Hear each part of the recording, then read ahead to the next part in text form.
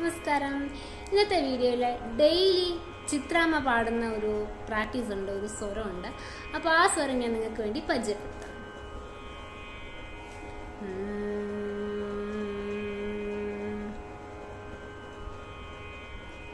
സസരി സരി സരി ഗരി ഗരി ഗമ സസരി രി ഗ സരി സഗ സരി ഗ സരി ഗമ രി രി ഗരി ഗരി ഗമ ഗമ ഗമ മ പരി രി ഗ ഗമ രി ഗരി മ രി ഗമ രി ഗമ പ ഗമ ഗമ ഗമ പ മ പ പ ഗമ മ പ ഗമ ഗ പ ഗമ പ ഗമ പദ മ പ മ പദ പദ പദ നി മ പ പദ മ പ മ ദ മ പദ മ പദ പ പദ പദ പദ നി നി നി നി പ പദ ദ നി പദ പ നി പദനി പദനി സസനി സനി സനി ധനി ധനി ധ സസനി നി ധ സനി സ ധ സനി ധ സനി ധ നി ധനി ധനി ധ പദ പദ പബ നി ധ ധ പ നി ധ നി പ നി ധ പ നി ധ പം ധ ധ പദ പദ പ മ പ മ ഗ ധ ധ പ പ മ ധ പദ മ ധ പ മ ധ പ മ ഗ പ പ മ ഗ മ ഗ ഗ പ പ മ ഗ പ മ പ ഗ പ മ ഗ പ മ ഗ മ ഗ മ രി ഗ രി ഗ രി സ മ ഗ ഗരി മഗ മരി മഗരി മഗരി സ.